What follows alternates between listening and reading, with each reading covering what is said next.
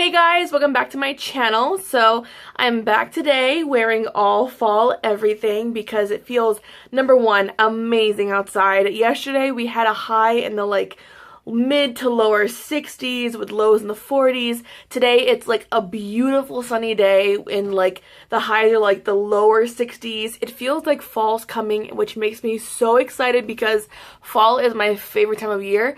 I absolutely love the leaves changing, especially up here where we have every single season every year. We have winter, fall, spring, summer, and fall to me is like my thriving season. Plus my birthday is in the fall, so I have to love it. So I'm back today anyways, with all that aside, with a video that I'm going to be talking about a couple different palettes from two separate makeup companies that you can find in the drugstore. One is Maybelline and one is Wet n Wild, which to me the Wet n Wild one's going to be kind of bittersweet because you guys know I love Wet n Wild normally. I don't ever have problems with any of their products. However, the palettes I'm going to talk to you guys about today were definitely a big letdown, so I'm going to let you guys know why.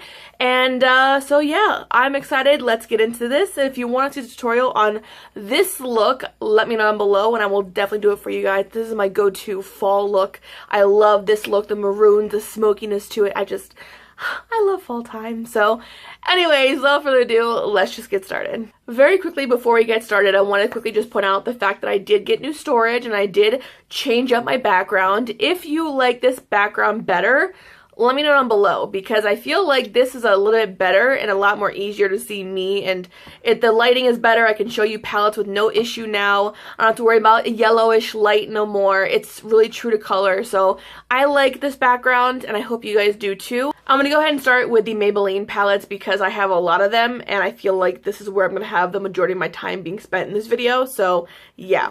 So the very first one that I purchased was, of course, the very first one that was released. That was the Nudes one. And I cannot tell you how many reviews I saw of this palette and how many of the big YouTubers said it's amazing, you need to have it, they're so pigmented, they're not patchy, not powdery, they're perfect. Quite frankly, I don't listen to the opinions of these bigger YouTubers because I know a lot of their opinions are pretty much bullshit because they're being paid to say these kind of things.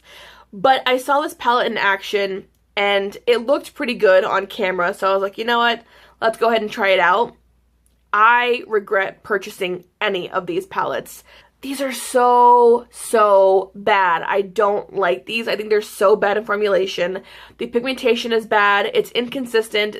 They're so powdery and you have so much fallout no matter what you do that it's so hard to work with. They don't blend well. The color selection isn't the best. If they had focused more on these kind of shades for this kind of a palette, for this Nudes palette, I think it would have been a lot better. This just, it's not that good. I'll go ahead and swatch one for you guys right now. Which one am I going to swatch? I'll do the black one. The black one is the worst. Like, look how black that looks. So I'm going to go ahead and do this. Look how pitiful that looks. Like, I even have primer on my finger. That is awful. That is an awful swatch. That's so bad. All of these shadows, in my opinion, are shit. And I feel so bad saying that because I have liked Maybelline's products for a very long time and their single eyeshadows are outstanding.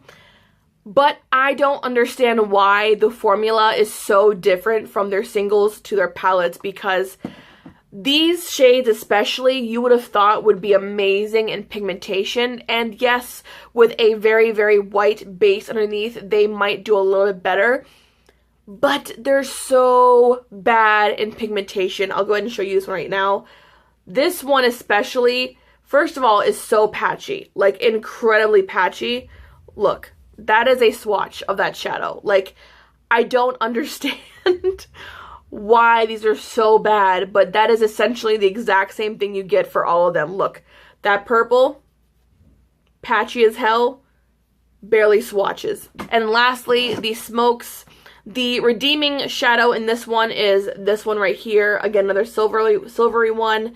This one feels so creamy to the touch and it swatches pretty well. Like, that's a pretty good swatch. However, when you go to one of the nude ones, of course, right here, the nude ones, one of the matte ones, this dark navy blue, look at that. That looks awful. This is such an awful, I can't. So honestly, in my opinion, should you purchase these palettes? No. They're not worth the money. These go for like $10, $11, $12 in drugstores in some cases. And to have that kind of a swatch for those shadows for that price tag, it's not worth your money. So I would definitely pass on the Maybelline palettes. I first want to beforehand apologize for butchering the shit out of the names of these palettes. I don't know how to pronounce them properly. Feel free to read me down in the comments, do what you gotta do, but I'm gonna call them the Naturel palettes. Sorry. Up next, I have the Naturel palettes from Wet n Wild, and these are a little bit better, especially as far as the price tag goes. These are a fraction of the price of those Maybelline ones, but they do have a lot better quality as far as the formulation goes. Pigmentation's pretty good. Not as good as it could be compared to the other Wet n Wild palettes like this one. This is the, what are these? The Studio Eyeshadow palettes. This one's in the shade Coming in Latte. These palettes are outstanding. They're $7 and they beat the dog shit out of any of those Maybelline ones. So if you're looking for an amazing palette from Wet n Wild, try these out. These are outstanding. However, in between the amazingness of this palette and the crappiness of the Maybelline ones, I will say these are like snug right in the middle because they do have more redeeming shadows as far as pigmentation goes, as far as the color selection goes. However, again, the formulation really isn't consistent and that good at all between the matte shades. The shimmer shades are pretty good. I would buy these palettes if they were just shimmer shades. I'm not too fond of the matte shades because they really are inconsistent. This one especially right here, I thought would be beautiful for a transition shade, for a more romantic look with maybe like pinks and purples in it. But it barely shows up on your skin. I'll go ahead and swatch it. Like, you can barely see it there. There's any more room in my hand. Watch. You have to really, really, really build up that shadow to get any kind of color on your lids at all. So that was a big turn off. But I will say that the one thing that really kind of shocked me was how close this other one was as far as the color selection compared to the Coming in Latte palette. So this is the Bare Necessities palette, and this is the Coming in Latte palette. Now, aside obviously from two, well, maybe one of the shades, these pretty much are exactly the same, or the exact same shades in some cases. And the formulation between these shades, these shimmer shades, and these are completely different. The Coming in Latte palette is creamy. The formula is amazing, long wearing, so easy to work with, and the color selection is gorgeous in and of itself alone, this palette.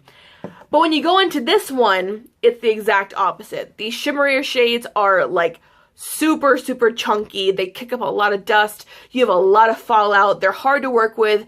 This shade right here, which was one I was actually very excited for because it's a cool toned transition shade, I was so excited for that one and I had high hopes for it, but it completely fails in that department. I'll go ahead and swatch this one and I'll swatch it right here. You can see there's nothing there. So it's not that good at all. So in my opinion, comparing these two sets of palettes, I would honestly pass on both of them. And that's saying a lot because, like I said, I love Wet n Wild's products. For the most part, their eyeshadows are so amazing. But these two groups of palettes from these two companies really are not that good. So would I purchase? Absolutely not. I would definitely find a better alternative to those palettes. In my opinion, these are the best palettes from Wet n Wild. Like I said, their formula is amazing, the pigmentation's amazing, the consistencies in the formulation is outstanding. All the mattes are perfect, all the shimmers are perfect, everything is consistent. It's a really good palette. I don't have a Maybelline palette that I would refer to you guys at all because, quite frankly, these are the only ones they've ever put out and they're all really, really bad. So, yeah. But anyways, I want to first just say quickly before I go that obviously this is my opinion, this is my channel. Some things, because they don't work for me, doesn't mean it's not going to work for you. Of course, try it out. Maybe we have different opinions about these things, but I am somebody who's very critical about the price tag of a product compared to the quality of the product itself. And I will say that I really feel like Maybelline is overcharging for those palettes by a long shot.